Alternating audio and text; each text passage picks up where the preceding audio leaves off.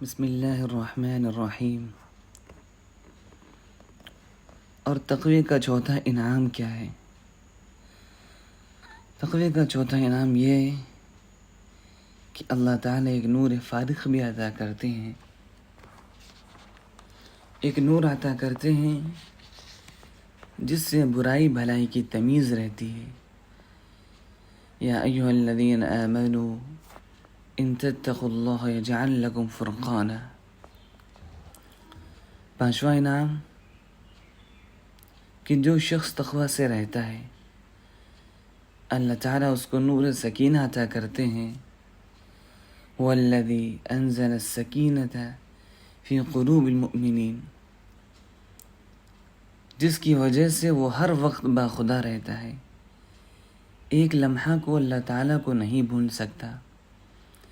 اگر جان بوجھ کر اللہ کو بھلا کر کسی حسین کی طرف رغبت کرنا چاہے تو اس کو اپنی موت نظر آئے گی۔ بلاتا ہوں پھر بھی وہ یاد آ رہے ہیں۔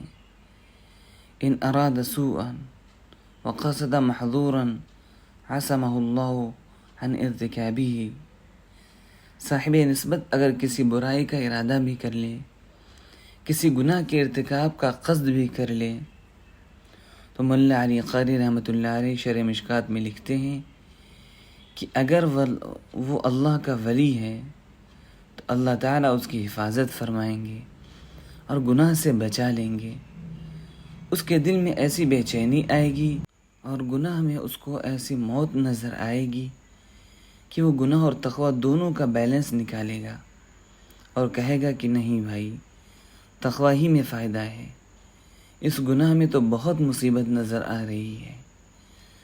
تو تقوی سے نور سکینہ ملتا ہے، اور انزلہ سے نازل کیا کہ اس نور کو زمین سے نہیں پا سکتے، یہ پیٹرول نہیں ہے جس کو سائنسداں نکال لیں، وہ اللہ تعالیٰ جس سے خوش ہوتا ہے اس کے دل پر سکینہ نازل کرتا ہے۔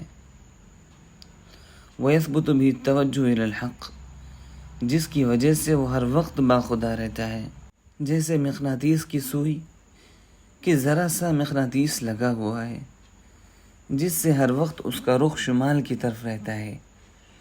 اگر مقناطیس کو کھرچ دو تو سوئی کو جس طرف چاہو موڑ دو، جب تک وہ مقناطیس پالش ہے قطب نما کی سوئی شمال کی طرف رہے گی، جو مرکز ہے، مخزن ہے، سرچشمہ ہے مقناطیس کا۔ ایسے ہی جن کے دل پر اللہ کے نور کی پالش لگ گئی اللہ تعالیٰ کے مرکز نور کی طرف، ان کا قلب 90 ڈگری پر ہر وقت رہنے پر مجبور و مضطر ہوگا۔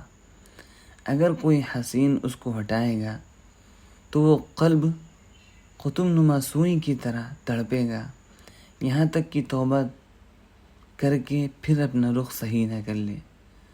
تو سکون قلب بہت بڑی نعمت ہے، کسی گنہگار کو سکون نہیں۔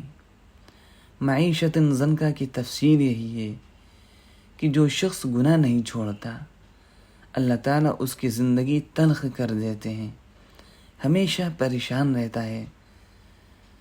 فَإِنَّ لَهُ مَعِيشَةً زَنْكَ جملہ اسمیہ ہے، اور جملہ اسمیہ دوام و ثبوت پر دلالت کرتا ہے، یعنی ایسا شخص دواماً پریشان رہتا ہے، کھاتا ہے کوفتہ لیکن دماغ میں کوفت گھسی ہوئی ہے، ہر وقت کوفت و پریشانی، ذہنی دباؤ اور ڈپریشن، دل بے چین، گناہ بھی کرتا ہے تو گھبرایا ہوا پریشانی میں، خرابی عادت کی وجہ سے کرتا ہے، آخر میں گناہ میں کوئی مزہ بھی نہیں آتا، لیکن عادت سے مجبور ہو کر کرتا ہے، مگر پریشان بدحواس بے چین رہتا ہے، جس کو مولانا شاہ محمد احمد صاحب رحمۃ اللہ علیہ فرماتے ہیں، اف کتنا ہے تاریک گنہگار کا عالم، اف کتنا ہے تاریک گنہگار کا عالم، انوار سے معمور ہے ابرار کا عالم۔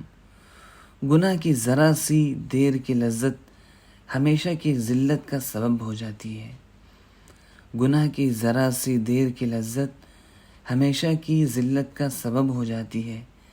ایسا شخص ایک دن مخلوق میں رسوا و ذلیل ہو جاتا ہے اور جو عزت حاصل تھی ہمیشہ کے لیے ذلت سے بدل جاتی ہے اور زندگی کا چین ختم ہو جاتا ہے۔ احقر کا شعر ہے، لذت عارضی ملی عزت دائمی گئی، لذت عارضی ملی عزت دائمی گئی، یہ ہے گناہ کا اثر راحت زندگی گئی۔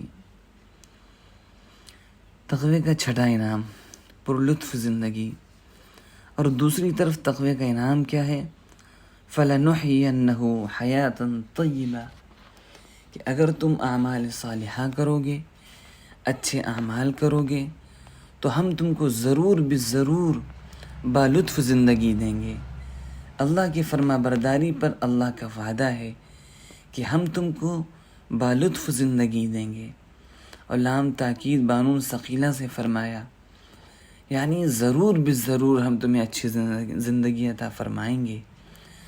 ہماری نالائقی کی وجہ سے اللہ تعالیٰ نے یہ اہتمام فرمایا کہ ظالم تم نفس کی بدماشیوں کے چکر میں ہو، لہٰذا ہم یہ آیت لام تاکید بانون ثقیلہ نازل کر رہے ہیں تاکہ تم کو اطمینان ہو جائے کہ واقعی اللہ پر لطف اور مزیدار زندگی دے گا، ورنہ بغیر تاکید کے بھی اللہ تعالیٰ کا کلام انتہائی مؤکد ہے۔ ہماری نالائقی کی وجہ سے اللہ تعالیٰ نے اتنا اہتمام فرمایا۔ اور ساتواں انعام کیا ہے؟ اللہ تعالیٰ اس کو عزت و اکرام بھی عطا فرماتے ہیں۔ اللہ تعالیٰ فرماتے ہیں کہ ہم نے تمہارے جو خاندان و قبائل بنائے ہیں، وَجَعَلْنَاكُمْ شُعُوبًا وَقَبَائِلًا، سید، شیخ، مغل، پٹھان، یہ خاندان اور قبیلے جو ہیں ان کا مقصد خالی لتعارفو ہے، عزت ان میں نہیں ہے، یہ اس لیے ہیں کہ تعارف ہو جائے، لیکن اس کے بعد ہے ان اکرمکم عند اللہ اتقاکم، معزز وہی لوگ ہیں جو تقوی سے رہتے ہیں۔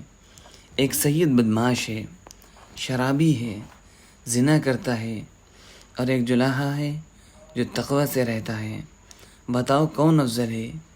ایک کالے رنگ والا ہے لیکن اللہ کا ولی ہے، اور ایک سفید گوری چمڑے والا انگریز ہے، چاہے مسلمان بھی ہو لیکن شراب اور زنا نہیں چھوڑتا، تو وہ کالا حبشی اللہ کا ولی ہے، اس کے پیر دھو کر پی لو، چمڑی سے کچھ نہیں ہوتا۔ نہ گوری سے مطلب، نہ کالی سے مطلب، نہ گوری سے مطلب، نہ کالی سے مطلب، پیا جس کو چاہیں سہاگن وہی ہے۔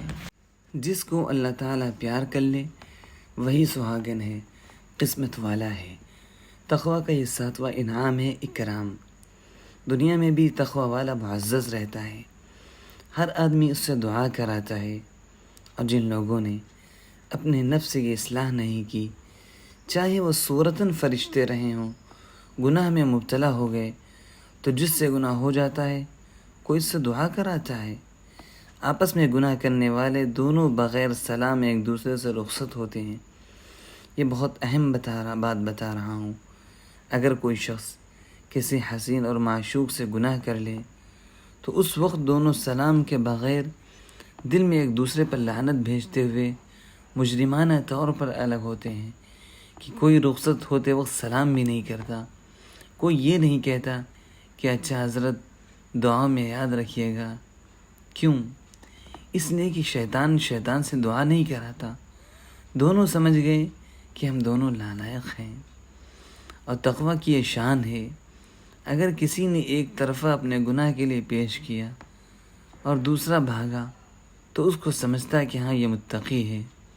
تقوی سے اللہ تعالیٰ دونوں جہان میں عزت دیتا ہے، یہاں تک کہ ہندو اور کافر بھی عزت کرتا ہے، کہتا ہے کہ بھائی یہ بڑا پرہیزگار اور سادھو آدمی ہے، اور جو حرام نظر ڈالتا ہے اس کو کہتا ہے کہ یہ سادھو نہیں سوادھو ہے، یعنی سواد لیتا ہے، حرام لذت لیتا ہے۔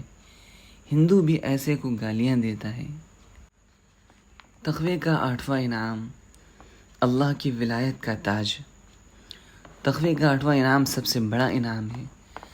اللہ تعالیٰ فرماتے ہیں کہ اگر تم تقوی سے رہو گے تو ہم تمہاری غلامی کے سر پر اپنی دوستی کا تاج رکھ دیں گے، یعنی تم کو ولی اللہ بنا لیں گے۔